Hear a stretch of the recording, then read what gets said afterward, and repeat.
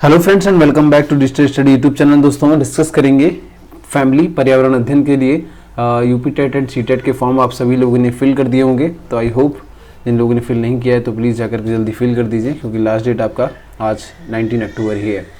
Okay दोस्तों, इसमें कुछ हमने प्रीवियस ईयर के क्वेश्चंस लिए हैं, साथ में हम एक चैप्टर डिस्कस करेंगे जो कि फैमिली है। इससे कुछ एक दो क्वेश्चंस आपके जो हैं वो हर एक एग्जाम में मैंने देखे हैं कि एक दो क्वेश्चंस आपके इस चैप्टर से बनते ही बनते हैं। तो आज इसको कम्प्लीटली डिस्कस करेंगे विद क्वेश्चन MCQs। तो जिन लोग हमारे चैनल पर नए हैं, अभी तक चैनल सब्सक्राइब नहीं किया है तो प्लीज़ लाल बटन को दबा करके चैनल सब्सक्राइब कर लीजिए, साथ में बेल आइकन जरूर प्रेस कर लीजिए, आने वाली वीडियोज़ की नोटिफिकेशन आपको मिलते रहेंगे। दोस्तों मैं सारी PDF अपने टेलीग्राम चैनल पर अपलोड करता हूँ, तो प्लीज़ सारे PDF आप वहाँ से डाउनलोड कर करके उनका अध्ययन कर सकते हैं। टेलीग्राम चैनल का लिंक आपको नीचे डिस्क्रिप्शन बॉक्स में मिल जाएगा। आप मुझे सोशल मीडिया पर भी फॉलो कर सकते हैं। फर्स्ट ऑफ ऑल डिस्कस करते हैं कि परिवार क्या है, इसको साइकोलॉजी में परिवार को कैसे इसकी डेफिनेशन दी गई है। तो बेसिकली परिवार को अंग्रेजी में बोलते हैं फैमिली, और फैमिली का जो शब्द है ये एक लैटिन भाषा के शब्द से आया है फैमुलस। इसका अर्थ होता है जोड़ना, ठीक है। फैमुलस जो प्राय ऐसे शब्दों के लिए यूज किया जाता है जिसमें माता पिता शामिल होते हैं, माता पिता के साथ उनके बच्चे भी शामिल होते हैं। साधारण शब्दों में आप ये कह सकते हैं कि जो विवाहित है वो ही परिवार है। मतलब जैसे किसी व्यक्ति की शादी हो जाती है, फिर एक फैमिली एक नई फैमिली के रूप में वो अस्तित्व में आती है, ठीक है। एक नया विवाहित जोड़ा वो एक नया परिवार बनाता है। आगे देखते हैं, सामाजिक दृष्टिकोण से इसे परिवार का प्रासंगिक मापदंड नहीं माना जाता है। जैसे कि ये दो जोड़े हैं, क्या बोलते हैं, इसमें शादी में एक महिला है एक पुरुष है, यदि ये केवल इसको सामाजिक दृष्टिकोण से परिवार नहीं मान सकते। सामाजिक दृष्टिकोण से परिवार जब भी माना जाएगा जब इनके एक चाइल्ड होगा, जब इनके एक बच्चा होगा, तभी इनको एक परिवार की दृष्टि से देखा जाएगा। आगे है, समाजशास्त्रों के अनुसार परिवार में पति पत्नी और बच्चों का होना अनिवार्य है। देखिए यहाँ पर इन्होंने लाइन कहा है कि समाजशास्त्रों में पति पत्नी के साथ साथ उनके बच्चों का होना भी अनिवार्य है। ऐसे में किसी एक के अभाव में परिवार ना होकर गृहस्थ का रूप ले लेता है। यदि इनमें से कोई भी नहीं है, जैसे कि हस्बैंड वाइफ और उनके बच्चे, इनमें से यदि कोई भी नहीं है एक, तो वो परिवार ना होकर के किसका रूप ले लेता है, गृहस्थ का रूप ले लेता है। तो उसको पॉइंट को आप नोट करिएगा, डायरेक्ट क्वेश्चन यहाँ से बनेगा। इसलिए ऐसा कहा जाता है कि सभी परिवार गृहस्थ होते हैं, लेकिन सभी गृहस्थ परिवार नहीं होते। सामान्य रूप में परिवार को सामाजिक संगठन की मौलिक इकाई माना जाता है। परिवार से ही बालक की प्रारंभिक शिक्षा शुरू होती है। बालक परिवार के द्वारा ही प्रेम, सहयोग और अनुशासन आदि गुण सीखता है। समाज में परिवार अत्यधिक महत्वपूर्ण समूह है। अब यहाँ पर आप बेसिकली बात ध्यान रखने की ये है कि इन्होंने बोला है परिवार को एक समूह, तो एक क्वेश्चन आता है कि परिवार क्या है, ठीक है। परिवार एक समूह है, एक सामाजिक संस्था है, इस प्रकार का एक क्वेश्चन प्रीवियस ईयर में आ चुका है, वो हम आगे डिस्कस करेंगे। तो बेसिकली परिवार एक क्या है, सामाजिक समूह है। तो इसको आप नोट करिएगा। समान रूप से परिवार में के दो वर्ग होते हैं, ये आप सभी जानते होंगे। एक होता है आपका एकल वर्ग यानी कि सिंगल फैमिली, और दूसरा होता है आपका संयुक्त परिवार यानी कि ज्वाइंट फैमिली। तो ज्वाइंट फैमिली, एकल परिवार में क्या होते हैं, माता पिता होते हैं, एक हस्बैंड वाइफ और उनके बच्चे होते हैं, ये एकल परिवार हो गया आपका। संयुक्त परिवार में कौन कौन से आते हैं, संयुक्त परिवार में आते हैं हस्बैंड वाइफ, दादा दादी और चाचा चाची, ताऊ ताई, इस प्रकार से बच्चे होते हैं बहुत सारे, ये एक संयुक्त परिवार हो गया, ठीक है। मतलब वो परिवार जिसमें 3 पीढ़ी के लोग एक साथ रहते हैं। आप इसमें कह सकते हैं संयुक्त परिवार वो होते हैं जिसमें 3 पीढ़ी के बच्चे होते हैं, जैसे कि दादा दादी, उसके बाद मम्मी पापा और फिर वो बच्चे। तो यानी कि 3 पीढ़ी जिसमें रहती है वो एक संयुक्त परिवार कहलाता है। ओके, आई होप मैं इसको क्लियर कर चुका हूँ। यदि आपको कोई भी ऐसा डाउट लगता है तब आप मुझे नीचे कमेंट बॉक्स में कमेंट कर सकते हैं। चलिए क्वेश्चन डिस्कस कर लेते हैं। कुछ क्वेश्चन है आपका। पहला क्वेश्चन है, परिवार एक इकाई होता है जिसमें माँ पिता और उनके 2 बच्चे होते हैं। यह कथन किसका है? सत्य है क्योंकि सभी भारतीय परिवार इसी प्रकार के होते हैं। सत्य नहीं है क्योंकि इस कथन में यह स्पष्ट करना चाहिए कि बच्चे जैविक होते हैं। ऑप्शन नंबर बी वाला आपका बिल्कुल नहीं होगा, क्योंकि बच्चे जैविक होते हैं ऐसा तो स्पष्ट करने की जरूरत है ही नहीं, क्योंकि यदि बच्चे को जैविक सिद्ध करना है तो फिर माँ बापों को भी जैविक सिद्ध करना पड़ेगा, राइट। तो ऑप्शन नंबर बी तो आपका डेफिनेटली नहीं होने वाला है। आगे देखते हैं, सही नहीं है क्योंकि परिवार कई प्रकार के होते हैं तथा परिवार का केवल एक ही प्रकार में वर्गीकरण नहीं किया जा सकता। ये बिल्कुल राइट आंसर है ऑप्शन नंबर सी वाला। अब जरा पढ़कर देखिए, परिवार कई प्रकार के होते हैं। ऑब्वियस सी बात है, परिवार कई प्रकार के होते हैं। एक मातृमार्गी परिवार होते हैं, पितृमार्गी परिवार होते हैं, पितृगुणी परिवार होते हैं, मातृगुणी परिवार होते हैं, एकल परिवार, संयुक्त परिवार, इसके 2 बेस होते हैं। तो यहाँ पर परिवार की डेफिनेशन को आप एक ही वर्गीकरण में एक में ना वर्गीकरण नहीं कर सकते उसका, कि मतलब उसमें 2 बच्चे होंगे तभी वो परिवार होगा। मान लीजिए किसी परिवार में 1 बच्चा है तो क्या वो परिवार नहीं है? ऑब्वियस सी बात है वो परिवार है। तो राइट ऑप्शन हो जाएगा आपका सी वाला। आगे चलते हैं। बच्चों को समाजीकरण का पहला पाठ कहां से प्राप्त होता है? तो बच्चों को समाजीकरण का जो पहला पाठ है वो सिखाती है बच्चे की माँ, यानी कि परिवार से उसको प्राप्त होता है। ठीक है, ऑप्शन नंबर ए सही हो जाएगा। बच्चे को सिखाया जाता है कि आपको प्रेम से बोलना है, ये गंदी, ये अच्छी बात है, ये गलत बात है। इस प्रकार बच्चे को जो सिखाता है ये समाजीकरण का ही पाठ होता है, और ये पाठ आपका बच्चे को परिवार से सीखने को मिलता है, माँ बापों से सीखने को मिलता है। अगला क्वेश्चन देखते हैं, प्राथमिक समाजीकरण क्या है? प्राथमिक समाजीकरण का अर्थ यहाँ पर वही है कि मतलब प्राइमरी अवस्था में बच्चे को समाज के बारे में शिक्षा देना है। तो आगे ऑप्शन देख लेते हैं। शुरुआती आयु में परिवार में मित्रों से सीखना, किशोर अवस्था में समाज से सीखना, प्राथमिक स्तर पर समाज से सीखना, शिक्षकों का अनुसरण करना। देखिए, शुरुआती आयु में परिवार एवं मित्रों से सीखना, यही आपका क्या है? प्राथमिक समाजीकरण है। ओके, आगे चलते हैं। एक परिवार से क्या तात्पर्य है? एकल परिवार से, माफ कीजिएगा, एकल परिवार से तात्पर्य है वर्ष 1950 के बाद बना परिवार, परिवार जिसमें माता पिता और उनके बच्चे हों, संपूर्ण परिवार जिसमें बच्चे, उनके माता पिता और दादा दादी हों, केवल पति पत्नी हों। एकल परिवार वही होता है, मैंने आपको पहले ही डिस्कस किया था जब हम इसका डेफिनेशन पढ़ रहे थे, तो यहाँ पर इसमें लिखा था कि आपका एकल परिवार वो परिवार होते हैं जिसमें केवल हस्बैंड वाइफ होते हैं और उनके क्या होते हैं? बच्चे होते हैं, इनके चाइल्ड होते हैं। ठीक है, तो यहाँ पर देखिए, एकल परिवार, परिवार जिसमें माता पिता और उनके बच्चे हैं। Option number B will be your right answer. Next question है आपका, निम्न में से कौन सा कथन सही है? एकल परिवार में दहेज प्रथा सामान्य बात है? बिल्कुल नहीं। कई एकल परिवार ऐसे हैं जो दहेज प्रथा के बिल्कुल खिलाफ रहते हैं, और कई संयुक्त परिवार ऐसे हैं जो दहेज प्रथा का समर्थन करते हैं, तो ये बात सही नहीं है। आगे देखते हैं, एकल परिवार में बाल श्रम सामान्य बात है? ये बिल्कुल नहीं होगा। बाल श्रम संयुक्त परिवारों में भी अक्सर होता है, हमने ऐसा देखने को मिलता है। दहेज प्रथा, बाल श्रम सामाजिक बुराइयां, ये बिल्कुल ठीक है। ऑप्शन नंबर बिल्कुल ठीक हो जाएगा यहाँ पर आपका। दहेज प्रथा और बाल श्रम दोनों ही आपकी सामाजिक बुराइयां हैं और दोनों ही कानूनी अपराध भी हैं। ठीक है, ऑप्शन नंबर सी आपका एकदम सही हो जाएगा। भारत में बाल विवाह निरोध अधिनियम किस वर्ष पारित किया गया? क्वेश्चन है आपका, भारत में बाल विवाह निरोध अधिनियम किस वर्ष पारित किया गया? इसका आंसर आप मुझे सब लोग कमेंट बॉक्स में देंगे। देखते हैं किसका आंसर सही होगा। जिसका आंसर सही होगा मैं उसका कमेंट आपका पिन कर दूंगा, इससे आपको पता लग जाएगा कि किसका आंसर राइट है। कौन सी विशेषता परिवार की नहीं है? कौन सी विशेषता परिवार की नहीं है? कम से कम 2 भिन्न लिंग वाले वयस्क साथ रहते हैं, ये बिल्कुल सही है, परिवार की विशेषता है, क्योंकि हस्बैंड वाइफ होंगे तभी आपका जो है क्या है, एक परिवार माना जाएगा। प्रत्येक सदस्य की आय अलग जमा की जाती है, यहाँ पे माफ कीजिएगा एक नोट है कि अलग जमा की जाती है। देखिए, प्रत्येक सदस्य की आय यदि अलग जमा की जाती है तो एक परिवार की विशेषता नहीं है। ऑप्शन नंबर बी आपका एकदम सही हो जाएगा। वह समान आवास, भोजन और समान सामाजिक क्रियाओं को उपभोग करते हैं, ये बिल्कुल परिवार की विशेषता है। सुरक्षा एवं बच्चों का साझा उत्तरदायित्व होता है, दोनों की जिम्मेदारियां होती हैं, तो ये बिल्कुल ठीक है। ऑप्शन नंबर बी आपका सही हो जाएगा।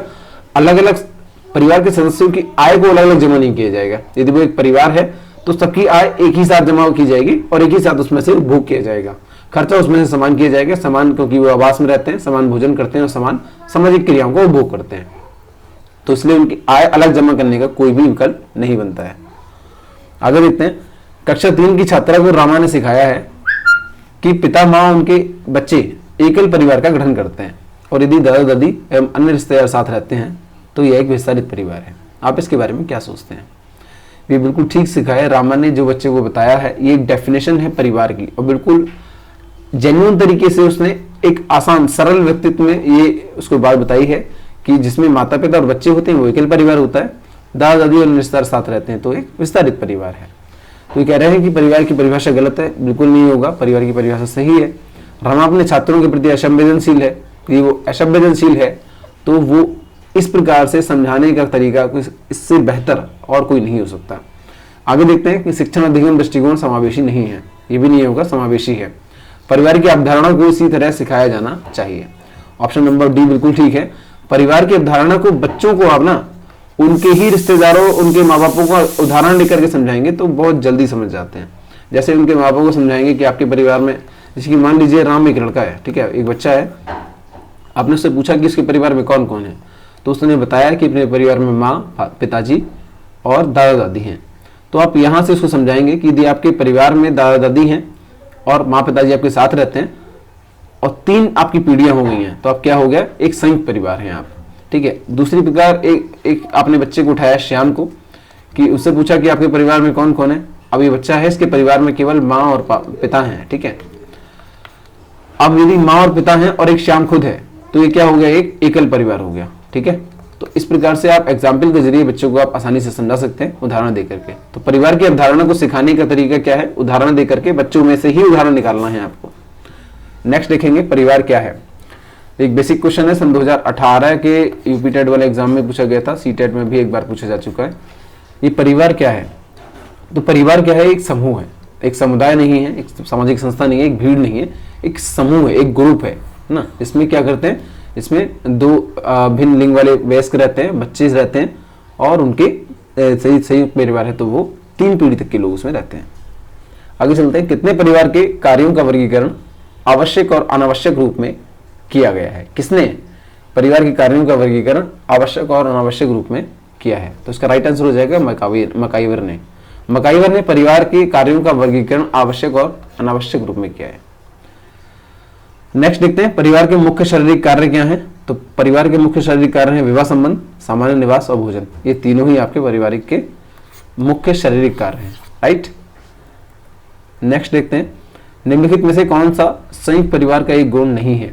संयुक्त परिवार का एक गुण इसमें से कौन सा नहीं है, आलस्य का अभाव होता है, कृषि व्यवस्था के लिए उपयुक्त है, श्रम विभाजन की सुविधा होती है, या फिर उपरोक्त में से कोई नहीं। तो देखिए, आलस्य का अभाव बिल्कुल होता है। संयुक्त परिवार में एक दूसरे पर ना काम डिवाइड होता है, श्रम विभाजित होता है, इसमें श्रम विभाजन की सुविधा होती है, ये बिल्कुल ठीक है, ये संयुक्त परिवार का एक गुण है। आलस्य का अभाव होता है, ठीक है, आलस्य आपको देखने को नहीं मिलता। दूसरा है आपका कृषि व्यवस्था के लिए उपयुक्त है।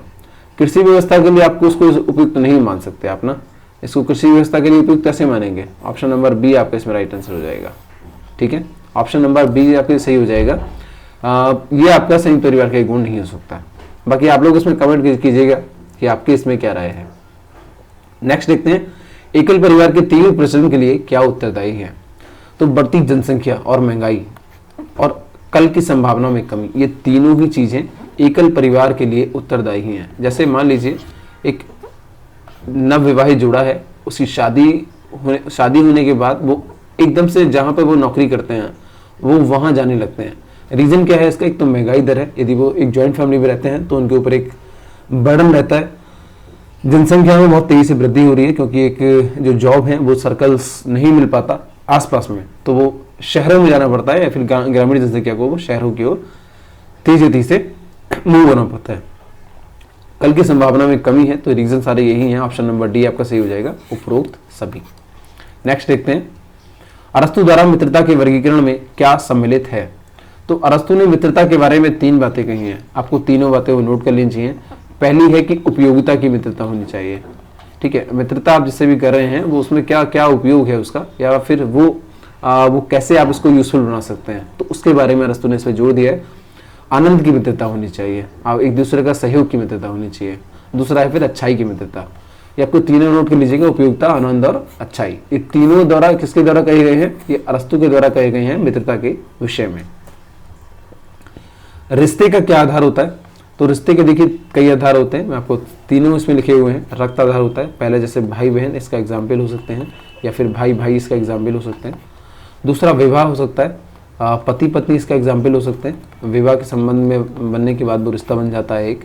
दूसरा भावनात्मक रिश्ता होता है एक, ठीक है, एक भावनात्मक रिश्ता होता है, मतलब आप समझ लीजिए कि किसी से भी वो आप मित्रता का रिश्ता, जैसे कि इसमें एग्जाम्पल ले लीजिए, आपसे पूछते हैं किसी से कि क्या रिश्ता है, तो कुछ मित्र होते हैं ना, तो उनका हमारे से रक्त संबंध है ना ही विवाह संबंध है, लेकिन उनके साथ एक भावनात्मक जुड़ाव है ना, तो ये रिश्ता कहलाता है आपका भावनात्मक रिश्ता। तो इसको याद रखिए, एक मित्रता इसका एक उदाहरण है। तो तीनों इसमें आपका राइट आंसर हो जाएगा, उपरोक्त सभी। ये सभी क्या है, रिश्ते के आधार हैं, रक्त, विवाह और भावनाएं। लड़के लड़कियों की अपेक्षा अधिक बुद्धिमान होते हैं, यह कथन क्या है, सही है, सही हो सकता है, बुद्धि के भिन्न पक्षों के लिए सही है, या लैंगिक पूर्वाग्रहों को प्रदर्शित करता है। अब सोच के देखिए आप अपने आप से, किसी ने ये कहा है कि लड़के लड़कियों की अपेक्षा अधिक बुद्धिमान होते हैं, तो ये किस बेस पे कहा है? ये ऑब्वियस सी बात है, लैंगिक पूर्वाग्रहों को प्रदर्शित करता है।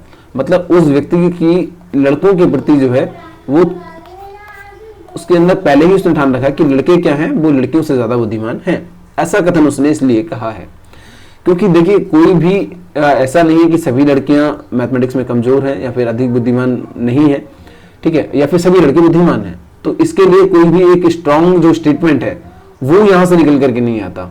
यहाँ से ये जो स्टेटमेंट है ये बहुत ही वीक स्टेटमेंट है और इसको कहीं भी एनालाइज नहीं किया जा सकता। मतलब कहीं भी आप सोचिए, आप ये बात नहीं कह सकते कि लड़के लड़कियों की अपेक्षा अधिक बुद्धिमान होते हैं या फिर लड़कियां लड़कों की अपेक्षा अधिक बुद्धिमान होती हैं। ये बात दोनों पर लागू होती है, ठीक है। तो ये यदि आप कहते हैं कि हाँ लड़कियां अधिक बुद्धिमान होती हैं, तब भी आप लैंगिक पूर्वाग्रहों को प्रदर्शित कर रहे हैं। इसका मतलब आपकी लड़कियों के प्रति जो अपनी भावनाएं आपने पहले से बना रखी है कि हाँ वो बुद्धिमान है, उस चीज को वो आपका शो कर रही है, वो प्रदर्शित कर रही है। तो यहां पर क्या है, लैंगिक पूर्वाग्रहों को प्रदर्शित करता है ये स्टेटमेंट। आगे देखते हैं, किसी परिवार को दर्शाया जाता है। तो जब भी आप किसी परिवार को दर्शाएंगे तो वो इस प्रकार के एक पेड़ होता है और वो इस पेड़ के द्वारा दर्शाया जाता है आपका, ठीक है। तो वो क्या है आपका पारिवारिक वृक्ष से, ना पाई चार्ट से होता है ना सदस्यों की संख्या से होता है, वो एक पारिवारिक वृक्ष होता है। इसको क्या बोलते हैं हम, पारिवारिक वृक्ष। तो आपने कई बार बुक्स में पढ़ा होगा, जब भी परिवार को दर्शाया जाता है तो एक वृक्ष बना दिया जाता है, तो ये और बाकी उसकी शाखाएं होती हैं। जो शाखाएं होती हैं वो क्या है, उसके सदस्य हैं, ठीक है। जो शाखाएं हैं उसकी वो सदस्य हैं, ठीक है। नेक्स्ट देखते हैं, शारदा एक्ट का संबंध इनमें से किससे है? तो शारदा एक्ट का संबंध इसमें से ऑप्शन नंबर क्या सही हो जाएगा आपका? इसका जवाब आप मुझे कमेंट में दीजिए आप, क्योंकि ये बहुत ही बेसिक क्वेश्चन है और ये कई बार पूछा जा चुका है, ठीक है। चलिए इसके बारे में थोड़ी सी आपको डिटेल में बता देता हूँ। ये एक शारदा मैरिज एक्ट था, ठीक है। ये बाल विवाह के लिए बनाया गया था। सबसे पहले जिसे पारित हुआ था वो 1929 में पारित हुआ था। इसके द्वारा क्या किया गया था, जो बॉयज हैं और जो गर्ल्स हैं उनकी आयु निर्धारित कर दी गई थी शादी के लिए। तो जो बॉयज की आयु निर्धारित की गई थी वो किया गया था आपका 18 साल, और जो गर्ल्स की आयु थी वो की आपकी 14 साल। इसको बाद में अमेंड किया गया, फिर 1949 में जब देश आज़ाद हो गया उसके बाद इसमें करेक्शन किया गया। फिर बॉयज़ की जो आयु थी शादी की वो कर दी गई आपकी, बॉयज़ की आयु कर दी गई थी आपकी इसमें बाद में 15 साल, एक साल इसमें बढ़ा दिया गया था। गर्ल्स की आयु इसमें 15 साल कर दी गई थी और इसकी आपकी 19 साल कर दी गई थी। बाद में इसमें एक और अमेंडमेंट हुआ और जो अभी तक चला हुआ है 1978 में आई थिंक अमेंडमेंट हुआ था। और फिर इसमें क्या किया गया था, जो गर्ल्स की आयु है वो कर दी गई 18 साल शादी के लिए, और जो बॉयज़ की आयु है वो कर दी गई 21 साल, और जो अभी तक इसमें चला आ रहा है, ठीक है। तो ये बाल विवाह अधिनियम था जो कि पहला 1929 में पारित किया गया। इसके द्वारा लड़के और लड़कियों की आयु निर्धारित की गई थी विवाह के लिए, जिसमें लड़कों की आयु निर्धारित की गई थी 18 साल, गर्ल्स के लिए 14 साल। तो इन तीनों में से आपको 3 में से कोई भी अमेंडमेंट पूछ सकता है। 1949 का अमेंडमेंट था, बॉयज़ की आयु 19 साल की गई थी, गर्ल्स की 15 साल। फिर उसके बाद सबसे लास्ट में अमेंडमेंट हुई 1978 में, 21 बॉयज़ के लिए और 18 ईयर्स आपकी गर्ल्स के लिए। आई होप इसमें आपको ये क्लियर हो गया होगा। नेक्स्ट देखते हैं, श्यामा ने कहा कि राजीव के पिता मेरे पिता हैं, राजीव से श्यामा का क्या संबंध है? देखिए इस प्रकार के ना 3 पीढ़ी वाले सवाल होते हैं, आप उसको ऐसे लिखिए। सबसे पहले आता है राजीव। अब जो राजीव के पिता हैं ये व्यक्ति राजीव का पिता है, फिर इससे ऊपर जो है ये आपके किसके पिता हैं, इसके पिता के पिता हैं, ठीक है। यानी राजीव के क्या है, ग्रैंडफादर है, दादाजी जी बोल सकते हैं इनको, ठीक है। आगे बोला श्यामा ने कहा कि राजीव के पिता मेरे पिता हैं, तो श्यामा कहीं यहाँ लाइक करती होगी, ठीक है। श्यामा कहीं यहाँ पर लाइक करती होगी, ठीक है। अब राजीव के पिता और श्यामा में क्या संबंध हो सकता है, क्योंकि ये इसके भी पिता हैं और ये इसी के भी पिता हैं। तो यहाँ जो शख्स है, मान लीजिए इसको शख्स ए है, ठीक है, इसके व्यक्ति का नाम ए है, तो ए और श्यामा में क्या संबंध हो गया, ए और श्यामा में संबंध हो गया आपका बहन भाई का, ठीक है। समझिएगा क्वेश्चन को, बहन भाई का संबंध हो गया इसमें, इस हिसाब से राजीव की श्यामा कौन हो गई, बुआ हो गई। ठीक है, अब यहाँ ध्यान देंगे राजीव से श्यामा का क्या संबंध है। अब क्वेश्चन में यदि पहले से जिससे संबंध पूछा जाएगा तो उसकी वो सामने वाला क्या है, उसका दूसरा वाला क्या है। ठीक है, जैसे राजीव से संबंध पूछा गया है तो राजीव की श्यामा कौन है, बुआ है। ऑप्शन नंबर का सही हो जाएगा, बी वाला इसमें राइट आंसर हो जाएगा। ओके, डिस्कस करते हैं। एक आदमी को इंगित करते हुए दीपक कहता है उसका इकलौता भाई मेरी पुत्री के पिता का पिता है, वह आदमी दीपक से क्या संबंध रखता है।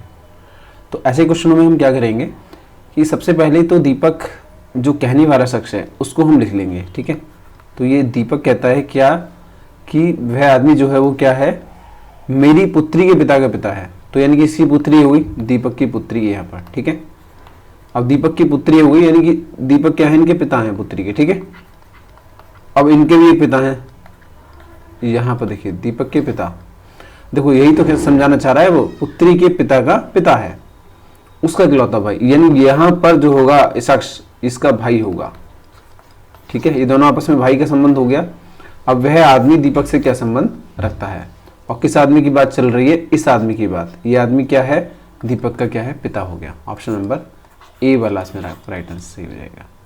उम्मीद करते हैं दोस्तों ये वीडियो आपको हेल्पफुल लगा होगा। ये वीडियो आपको पसंद आया है तो प्लीज़ वीडियो को लाइक कीजिएगा, वीडियो को शेयर करें अपने फेसबुक और व्हाट्सएप ग्रुप में, और आने वाले वीडियोस के लिए चैनल को सब्सक्राइब जरूर कर लें।